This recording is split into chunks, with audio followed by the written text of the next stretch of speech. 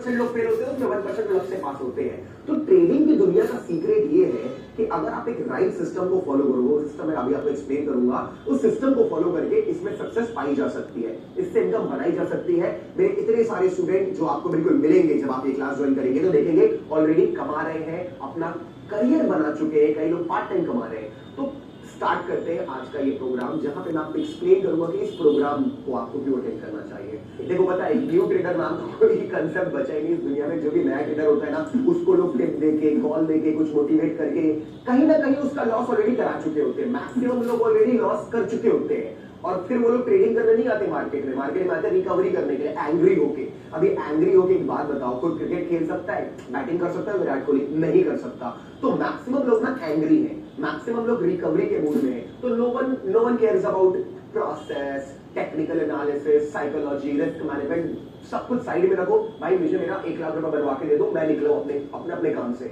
सबका ये माइंडसेट हो चुका है। ये माइंडसेट के साथ काम नहीं हो सकता। काम हो सकता है एक प्रोसेस को फॉलो करने में। तो प्रोसेस मैं आपको एक्सप्लेन करता हूं। देखो 2 तरीके के एनालिसिस होते हैं, एक होता है फंडामेंटल एनालिसिस, एक होता है टेक्निकल एनालिसिस। फंडामेंटल एनालिसिस वो इंसान करता है जिसके पास ना भाई देखो बहुत पैसा है, वो आदमी ऑलरेडी लाइफ में सक्सेसफुल हो चुका है। वो बंदा किसी कंपनी के फंडामेंटल चेक करता है, कितनी प्रॉफिटेबल कंपनी है, कितने एसेट है, और वो उस पर लॉन्ग टर्म गेम खेलता है। पैसा लगाता है, 2 साल 1.5 साल रुकता है, 1 साल रुकता है, और फिर उसको सेल करता है प्रॉफिट में। फिर इस तरीके से वो मार्केट साइकिल्स को ट्रेड करता है। बट कुछ लोग होते हैं जिन लोगों के पास उतने पैसे नहीं होते कि भाई पड़ा है अपने पास 50 लाख 1 करोड़ इन्वेस्ट करके अपन अपना काम चला लेंगे थोड़े बहुत रिटर्न ऑन इन्वेस्टमेंट पे। एक होता है टेक्निकल एनालिसिस, जो मैं आपको सिखाऊंगा। टेक्निकल एनालिसिस का मतलब होता है चार्ट्स को स्टडी करना। चार्ट्स क्या होते हैं? ये जो दिख रहा है आपको, ये एक चार्ट है। इस चार्ट को स्टडी करने के स्किल को बोलते हैं टेक्निकल एनालिसिस। अब टेक्निकल एनालिसिस के अंदर भी 2 चीजें होती है ब्रॉडली। एक होता है प्राइस एक्शन ट्रेडिंग, एक होती है इंडिकेटर ट्रेडिंग। इंडिकेटर ट्रेडिंग, ये देखो एक चार्ट है जिसमें बहुत सारी चीजें लग गई। अब ये एक शॉर्टकट एक्चुअली जो सिर्फ और सिर्फ यूट्यूब पे फ्री में सीख सकते हो, ये काम नहीं आता लॉन्ग टर्म में। काम आता है लॉन्ग टर्म में प्राइस एक्शन। अभी प्राइस एक्शन का मतलब क्या है? लेट्स से निफ्टी अभी 21,000 रुपीज पे चल रहा है फॉर एग्जांपल, तो 21,000 रुपीज प्राइस है।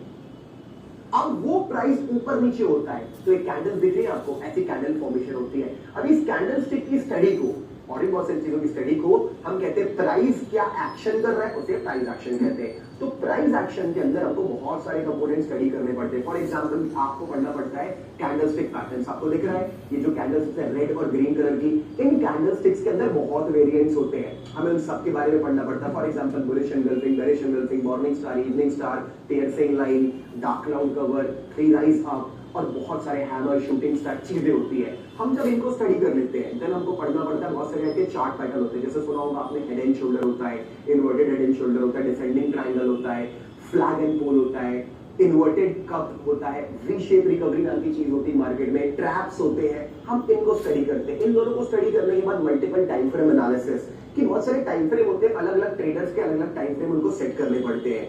फॉरेक्स मार्केट में थोड़ा अलग होता है, गोल्ड का टाइम फ्रेम वो 24 आवर्स ओपन होता है gold, forex market 24 hours open होता है, इंडियन मार्केट से 6 घंटे के लिए खुलता है। तो सबके लिए अपन को अलग सेटिंग बिठानी पड़ती है। वो सेटिंग सीखने के बाद हमें पढ़ना पड़ता है कि दुनिया में 2 टाइप की ट्रेड्स होते हैं। एक होता है ब्रेकआउट ट्रेड कि मार्केट ब्रेकआउट करता है ऊपर भाग जाता है, एक होता है रिवर्सल ट्रेड, मार्केट आता है रिवर्स कर जाता है, एक होता है रीटेस्ट ट्रेड, ब्रेकआउट करता है, टेस्ट करता है, फिर भागता है। ये 3 कैटेगरी होती है। इन तीनों में अपन को ट्रेंड्स नाम की चीज होती है, up trend, down trend, sideways. अब मैं आपको आई अंडरस्टैंड, अगर आप नए हो तो पूरा ऊपर से गया होगा, जो एक्सपीरियंस बंदा है थोड़ा बहुत भी वो समझ पा रहा होगा इन वर्ड्स के साथ। अगर नए हो तो ये आपका काम है सीखना। तो मैंने क्या बोला आपको, जैसा जब हम लोग कार चलाते हैं तो स्टीयरिंग घुमाने से कार नहीं चलती। स्टीयरिंग घुमाते हैं, गियर चेंज करते हैं, एक्सीलरेटर देते हैं, ब्रेक मारते हैं, क्लच दबाते हैं। उसके बाद एसी भी चलाना आना चाहिए तो गर्मी लगेगी, मेकेनिक सिस्टम भी चलाना चाहिए तो बोर हो जाओगे, कांच भी ऊपर करना आना चाहिए। इतने सारी सेटिंग कैसे सीखेगा इंसान?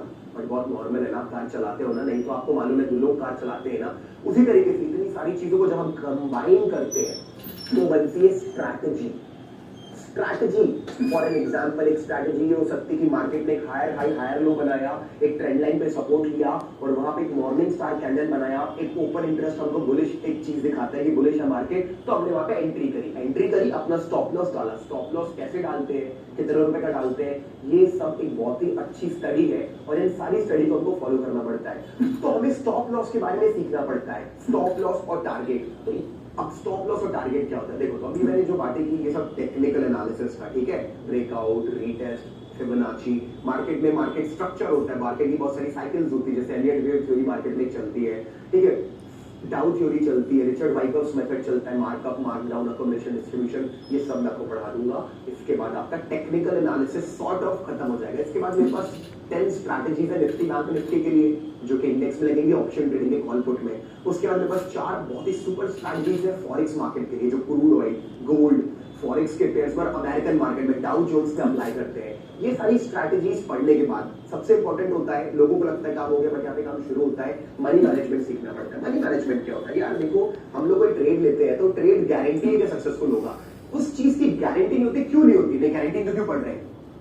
यहाँ पे गारंटी नहीं, लॉ ऑफ प्रोबेबिलिटी चलती है। लॉ ऑफ प्रोबेबिलिटी क्या होता है? मैथ्स में मैं पढ़ाई करता था, तो मैथ्स में मेरे एक सब्जेक्ट था, मैथ्स में एक चैप्टर था पहले, फिर जिन्होंने मैथ्स और कंटिन्यू किया उनको उनके सब्जेक्ट बन गया, और एक बहुत बड़ी थ्योरी है, स्पेस की कैलकुलेशंस होती है, बहुत सारी लॉ ऑफ प्रोबेबिलिटी की। अभी तो स्टॉक मार्केट में भी चलता है, कसिनो में भी चलता है। कसिनो में गैम्बलर और कसिनो दो लोग की लड़ाई होती है, गैम्बलर मोस्टली हारता है। कसिनो का मालिक क्यों जीतता है? कसिनो का मालिक लॉ ऑफ प्रोबेबिलिटी अपने फेवर में यूज करता है,